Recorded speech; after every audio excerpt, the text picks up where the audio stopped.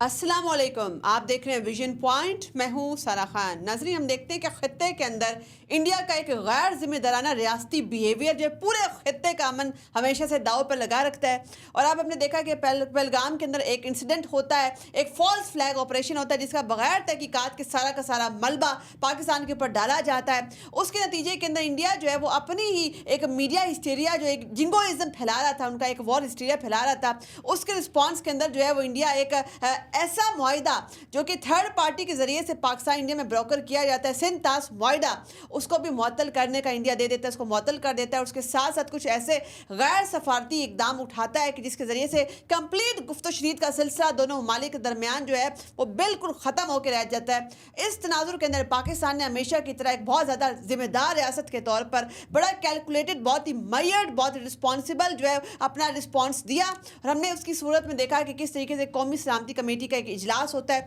तमाम सिविल और अस्करी क़यादत एक पेज के ऊपर बैठकर भारतीय जारियत के हवाले से एक मयर्ड रिस्पॉन्स, एक कैलकुलेटेड रिस्पॉन्स तैयार करती है। उसमें सबसे डिसाइसिव जो था वो ये था कि भारतीय आबी जारियत का जवाब किस तरीके से देना है और पाकिस्तान के पास और कौन कौन से सफारती मास के ऊपर ऑप्शंस हैं। अब क्या ये चीज़ें जो हैं, क्या इंडिया की जारियत का जवाब देने के लिए ये तमाम इक़दाम काफ़ी हैं? कौमी सलामती की मीटिंग में क्या क्या डिसाइड होता है और मज़ीद पाकिस्तान जो है सफारती सतह के ऊपर कौन कौन से इक़दाम करने जा रहा है, ये तमाम चीज़ें रखेंगे। हमारे साथ मौजूद हैं बड़े ज़बरदस्त सहाफ़ी, इन्वेस्टिगेटिव जर्नलिज्म के अंदर भी बड़ा नाम कमाया इन्होंने, सीनियर जर्नलिस्ट राना अबरार खालिद साहब, आपके वक्त का बहुत शुक्रिया। अच्छा राना साहब, आप ये देख रहे हैं कि किस तरीके से पहलगाम का एक फॉल्स फ्लैग ड्रामा वो रचाने के बाद पाकिस्तान के ऊपर इंडिया ने एक आबी जारियत की पॉलिसी को मुसलत किया। इस तनाजुर में आपने साथ में ये भी देखा कि इंडियन मीडिया तो ऑलरेडी लगता है पाकिस्तान में एंटर होकर पाकिस्तान के टुकड़े टुकड़े ऑलरेडी कर भी चुका है। तो कैसे देख रहे हैं सिचुएशन के? आप एक्सपेक्ट कर रहे थे कि इंडिया इस किस्म की गैर ज़िम्मेदाराना इक़दाम करेगा? आप एक्सपेक्ट कर रहे थे ये? जी, हम एक्सपेक्ट नहीं कर रहे थे, लेकिन इस तरीके से एक्सपेक्ट कर भी रहे थे जिस तरह मतलब एक लग रहा है, एक माहौल लग रहा है। ख़ास तौर पर इंडियन मीडिया, जो इंडिया के अंदर मीडिया किंग्स हैं, सोशल मीडिया किंग्स और मीडिया किंग्स, उनका जो एक प्रोपेगेंडा है ना, मतलब 1 सेकंड के अंदर ये डिसाइड कर लेना कि इस वाक़ये के पीछे कौन है जी, ये किसने कराया है। तो फिर जिस तरह से आपने कहा है, मैं उनसे मुखातिब होकर कहता हूँ, इंडिया के जो मीडिया किंग्स हैं, कि फिर दूसरी साइड को ये हक ऑलरेडी मिल जाता है कि वो कह सकते हैं कि ये फॉल्स फ्लैग है। क्योंकि या तो आपने इसके ऊपर कोई इन्वेस्टिगेशन की हो, आप किसी फोरम पर बायलैटरल या इंटरनेशनल फोरम के ऊपर कोई इन्वेस्टिगेशन करके एविडेंस लेकर आए हूँ, तो फिर तो कोई बात हो सकती है। लेकिन अगले ही सेकंड में पहले मीडिया कहे और उसके साथ ही हुकूमत हमनवा बन जाए, हम आबाद होकर कहे कि ये इसके पीछे पाकिस्तान मुलव्वस है। पाकिस्तान तो खुद दहशतगर्दी का मुकाबला कर रहा है, उसको फेस कर रहे हैं हम। हमारे यहाँ कितने वाक़यात हो चुके हैं, रिसेंटली कितने हो चुके हैं। उससे पहले हमने मोहतरमा बेनज़ीर भुट्टो जैसी लीडरशिप को खोया है। हमारे मज़ारात, सूफिया के दरबारों पर, मज़ारों के ऊपर इतने बड़े बड़े दहशतगर्दी के हमले हुए हैं, वो हमने फेस किए हैं। तो हम कैसे किसी दहशतगर्दी के सपोर्टर हो सकते हैं जो खुद विक्टिम हैं? लिहाजा मैं समझता हूँ कि ये बहुत अफसोसनाक, अनफॉर्चुनेट है कि इंडियन मीडिया को जंग ऐसे लग रहा है जैसे कोई फेस्टिवल हो। मतलब जंग खेलने का शौक नज़र आ रहा है हमें उनके अंदर। ख़ास तौर पर इंडियन मीडिया किंग्स जो हैं, वो अपने आप को किंग समझते हैं। हालांकि देखें, व्यूअरशिप लेना कोई इतना मुश्किल भी नहीं है आज के दौर में, और ख़ास तौर पर जब आप नेगेटिव फैला रहे हूँ तो आपको व्यूअरशिप मिलती है। मगर जिम्मेदारी भी कोई चीज़ होती है। अच्छा राना साहब, इस तनाजुर में एक और चीज़ भी देखने वाली है कि अब चूँकि सबसे ज़्यादा जो है हम एक्सपेक्ट कर रहे थे कि शायद बालाकोट की स्टाइल के ऊपर दोबारा पाकिस्तान में कोई एयर स्ट्राइक्स होंगी, फिर उसका जवाब भी हमने दे दिया डेफिनेटली ऑपरेशन स्विफ्ट डॉट की फॉर्म के अंदर। तो ऐसी गलती उन्होंने दोबारा तो नहीं की, लेकिन उन्होंने उससे भी बड़ी गलती कर दी। लगता है ऐसा है कि ये गलती उससे भी बड़े प्रोपोर्शन की है कि वो एक ऐसी ट्रीटी, एक ऐसे मुआहदे से जो है निकलने की बात कर रहे हैं, उसे मुअत्तल करने की बात कर रहे हैं, जिसके अंदर तीसरा फरीक वर्ल्ड बैंक भी उसके अंदर मौजूद है, सिंध तास मुआहिदा। तो सिंध तास मुआहिदा जो है इंडिया इससे कर चुके, आबी जारियत इंडिया का कोई नया वतीरा नहीं है, वो पहले से भी करता रहा है। اس کے کیا ریپریکیشنز ہو سکتے ہیں؟ اس کو بھی میں اسی تناظر میں دیکھ رہا ہوں کہ مجھے یہ فیصلہ انڈین میڈیا کے انفلوئنس کے نتیجے میں لگتا ہے. جس طرح کے ہم دیکھ رہے ہیں دنیا کے سب سے بڑے سپر پاور ملک امریکہ میں ایک میڈیا کنگ حکومت سے فیصلے کروا رہا ہے، اس ملک پر ٹیرف لگا دو، اس پر لگا دو، اس پر. اس کے پیچھے حالانکہ اس بندے کی اپنی ذاتی کمپنیوں کے مفادات ہیں، کیونکہ اس کی کمپنیاں کمپیٹ نہیں کر رہی ہیں ٹیکنالوجی میں دنیا کے ساتھ، اور وہ امریکی صدر ٹرمپ سے یہ فیصلے کروا رہا ہے. سیم ویز مجھے یہی لگتا ہے کہ انڈین میڈیا کے انفلوئنس کر کے، کیونکہ ان کو ایک سنسنی چاہیے، ان کو ایک تھرل چاہیے، وہ چاہتے ہیں پل پل میں نئی خبر بنتی رہے. یہ اتنی بڑی بریکنگ نیوز جو انڈیا نے انڈس واٹر ٹریٹی کو کینسل کر دیا ہے، سسپینڈ کر دیا. حالانکہ میں سمجھتا ہوں اگر اس کو ہم جوش سے نہیں ہوش سے دیکھیں تو یہ معاہدہ معطل کر کے انڈیا نے بے وقوفی کا کام کیا ہے، اپنے پاؤں پہ خود کلاڑی ماری ہے. وہ اس طریقے سے کہ نمبر ایک، یہ معاہدہ جیسے ہی بائیلیٹرل ٹریٹی ہے، اس کو سسپینڈ کیا ہے انڈیا نے. دوسرے فریق کو رائٹ خود انڈیا نے تھالی میں رکھ کے پیش کیا ہے کہ آپ جتنے چاہے بائیلیٹرل ایگریمنٹ جو ہو چکے ہیں انڈیا اور پاکستان کے درمیان، ان کو آپ سسپینڈ کر سکتے ہیں، کیونکہ صاف ظاہر ہے کہ شروعات انہوں نے کی ہے. یہ ایک نیچرل ہے. لہٰذا سب سے پہلی بے وقوفی تو یہ ہے، پاکستان کو حق دے دیا ہے کہ بائیلیٹرل ایگریمنٹس کو سسپینڈ کر سکے. دوسرا نمبر دو یہ ہے کہ یہ معاہدہ کب ہوا تھا؟ یہ 60s میں ہوا تھا، جس پر پاکستان میں کوئی منتخب حکومت نہیں تھی، بلکہ ایک ڈکٹیٹرشپ تھی جس کے پیچھے عوام کی ول نہیں تھی، اور ڈکٹیٹرز نے ہمیشہ ایسے فیصلے کیے ہیں جو کہ ملک کے مفادات کے اگینسٹ گئے ہیں.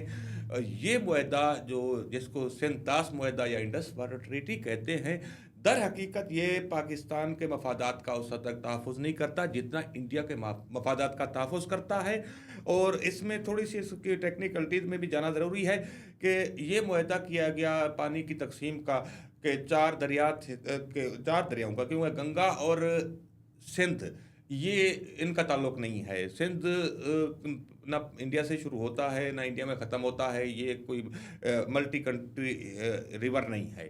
یہ پاکستان کا گنگا انڈیا کا، اور یہ جو 4 دریا تقسیم کیے گئے جس میں چناب اور جہلم پاکستان کے حصے میں آیا، راوی اور بیاس یا ویاس یہ انڈیا کے حصے میں آیا.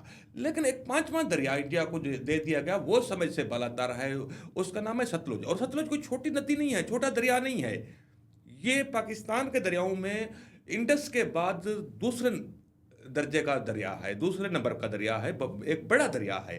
اور وہ جو ڈکٹیٹر ایوب خان نے انڈیا کو دے دیا، اور تاریخ گواہ ہے، ریکارڈ گواہ ہے، ڈیٹا موجود ہے کہ اس کے بدلے میں ایوب خان کی حکومت نے $2.5 ملین $25 لاکھ ورلڈ بینک کے ذریعے انڈیا نے پے کیے تھے. وہ لیے گئے تھے، اس کی گارنٹی ورلڈ بینک کی تھی.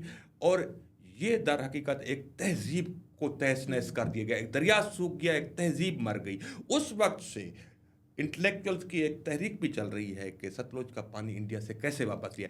اور میں سمجھتا ہوں 1 سینٹنس میں میں سمجھتا ہوں کہ یہ ایک موقع مل گیا ہے پاکستان کو اور پاکستانیوں کو کہ انڈس واٹر ٹریٹی کو ریوائز کرنے کا مطالبہ کر سکے. یہ ایک ڈور اوپن ہو گیا ہے جو کہ ڈور بند تھا، اور پاکستان کے لوگ دنیا میں کسی فورم پر اس پر بات نہیں کر پا رہے تھے، موقع کے انتظار میں تھے. اب یہ کیا ہوگا کہ صاحب ظاہر ہے کہ ٹیبل پر تو آنا ہے، چاہے آپ جیسے بھی آئیں، جس راستے سے گزر کر آئیں. یا تو یہ دوبارہ معاہدہ ہوگا پانی کا، یا وہ بحال ہوگا تو دوبارہ ڈسکشن کے ساتھ بحال ہوگا اور اس کے اوپر ریویژن ہوگا. اور ہم سمجھتے ہیں کہ ستلج کا پانی واپس لینے کا پاکستان کو موقع ملا. اچھا رانا صاحب، چونکہ آپ نے ٹیکنیکل اسپیکٹس جو بڑی خوبصورتی کے ساتھ ہائی لائٹ کیا، ساتھ میں ہمیں یہ بھی بتایا کہ انڈیا نے کس طریقے سے دروازہ کھول دیا کہ باقی معاہدے بھی 1972 کا ایگریمنٹ بھی ہمارا ان کے ساتھ ہے، تو باقی بھی اس قسم کے معاہدے، شملہ ایکارڈ ہمارا ان کے ساتھ ہے کہ جو اس میں طریقے سے جو ہے پیسفل ریزولوشن تھا کشمیر ڈسپیوٹ کا، باقی ڈسپیوٹس کا، وہ بھی جو ہے نلیفائڈ، نل اینڈ وائڈ ہو سکتے ہیں. اب چونکہ انڈیا نے ایک نہایت غیر ذمہ دارانہ رسپانس دیا، یہ تمام جو ڈرامہ ہوا پہلگام کا، اس کے بعد ہماری قومی سلامتی کمیٹی کے اندر سول اور عسکری قیادت मिल बैठती है, कुछ स्टेप्स लिए जाते हैं जिसमें एक सार्क वीज़ा एग्जामिशन के तहत भारतीयों को भी निकल जाने का ऑर्डर दिया गया, साथ में फ़िज़ाई हदूद के वाले से भी कुछ फैसले हुए, तिजारत के वाले से कुछ फैसले हुए। ये तमाम पाकिस्तान का जो मेजर्ड और कैलकुलेटेड रिस्पॉन्स है, आप यही इसको इसी तरीके से इसी तनाजुर में देखते हैं कि दुरुस्त रिस्पॉन्स है या मज़ीद क्या किया जाना चाहिए था? हाँ, यहाँ 2 चीज़ों का मैं ज़िक्र करूँगा ख़ास तौर पर। एक है फ़ज़ाई हदूद का। तो देखना ये चाहिए कि पाकिस्तान इंडिया की फ़ज़ाई हदूद इस्तेमाल करता है या इंडिया, क्योंकि जो फ़ज़ाई रूट्स हैं उनको देखना चाहिए। पाकिस्तान का तो ज़रूरत ही नहीं है पाकिस्तान को। पाकिस्तान की फ़्लाइट्स इंडिया के ऊपर से गुज़र कर कहीं पर ही नहीं जाती और इंडिया की फ़्लाइट्स पाकिस्तान के ऊपर से गुज़र कर जाती हैं। तो इसका सारा मफाद जो है वो इंडिया का वाबस्ता है इसके साथ, और इंडिया को इस बात का नुकसान है। इंडिया को लंबे रूट अख्तियार करने पड़ेंगे। जब पाकिस्तान की स्पेस बंद हुई है तो इंडिया को कुछ मुश्किलात फेस करनी। हाँ, जहाँ तक दूसरी बात है उस पर मैं बात करना चाहता हूँ, वो है ट्रेड। पाकिस्तान ने बिला वास्ता और बिल वास्ता ट्रेड इंडिया के साथ जो है वो बंद कर दी है। उसमें पाकिस्तान का क्या जाता है? पाकिस्तान की एक्सपोर्ट इस वक्त तकरीबन 0 के बराबर है इंडिया को। कोई ऐसी चीज़ नहीं जा रही है जो कि पाकिस्तान को नुकसान हो। लेकिन इंडिया का बहुत बड़ा नुकसान है। इंडिया से डायरेक्ट भी कुछ चीज़ें आ रही हैं और इनडायरेक्ट दूसरे मुल्कों के ज़रिए भी इंडियन चीज़ें आ रही हैं, और अफ़गानिस्तान को भी जा रही हैं। जो पाक अफ़गान ट्रांजिट ट्रेड है उसके ज़रिए भी इंडियन मसनूआत अफ़गानिस्तान में जाती हैं। और इसके अलावा पाकिस्तान में थर्ड कंट्री के ज़रिए भी इंडियन मसनूआत आ रही है, और ख़ास तौर पर इंडिया का फाइन काउंट जो है ना, ये अलमिया है कि हुकूमतें, हमारा शिकवा रहा है कि आज तक उसके ऊपर कोई रेगुलेशन नहीं लगा सकी हैं कि इंडियन फाइन काउंट। मैं बता दूं कि ये जो है ना बारीक सूती धागा होता है जो मतलब अच्छा कपड़ा बनाने के लिए इस्तेमाल होता है, और पाकिस्तान में बदकिस्मती से कोई ऐसी मिल नहीं है जो फाइन काउंट बना सके। और इंपोर्टर को क्योंकि इंडिया से सस्ता पड़ता है इसलिए इंडिया से मंगवाते हैं, दूसरे मुल्कों से महंगा पड़ता है क्योंकि ट्रांसपोर्ट चार्जेस ज़्यादा होते हैं और कीमत भी ज़्यादा होती है। अब ये इन चीज़ों के ऊपर जब पाबंदी लगेगी तो इंडिया का ज़र मुबादला मुतासर होगा, हमारा ज़र मुबादला बचेगा। और हो सकता है कि जैसे कहते हैं गैर के हाथों खैर, कि पाकिस्तान में फ़ाइन काउंट की कोई मिल लग जाए, क्योंकि ज़रूरत तो है यहाँ पर। जब ज़रूरत क्रिएट होती है तो तब भी इन्वेस्टमेंट होती है, इन्वेस्टमेंट आती है। लिहाजा इस पर इंडिया को परेशानी हो सकती है, पाकिस्तान को परेशानी नहीं हो सकती राना है। साहब, आपने तमाम के तमाम एस्पेक्ट्स जो हैं बड़ी खूबसूरती से बयान किए कि क्या असर इंडिया के ऊपर होगा, क्या पाकिस्तान के ऊपर होगा। एक और बात जो आपसे पूछनी थी वो बड़ी अहम है इस तनाजुर के अंदर, वो ये है कि इस वक्त जो है पाकिस्तान के पास बहुत सारे सफारती ऑप्शंस भी मौजूद हैं कि वो इंडिया को मजबूर करे कि वो तमाम चीज़ें, चूँकि इस वक्त फिजिबल नहीं नज़र आता कि एक जानिब जो है वाघा बॉर्डर को बंद कर देना, पीपल टू पीपल कॉन्टैक्ट मुकम्मल तौर पर ख़त्म कर देना। आपको पता है कि दोनों ममालिक के दरमियान एक अकॉर्ड है कि यात्रियों ने भी जो है वो जाना होता है, पाकिस्तान से भी जाते हैं लेकिन ज़्यादा वहाँ से पाकिस्तान के अंदर आते हैं।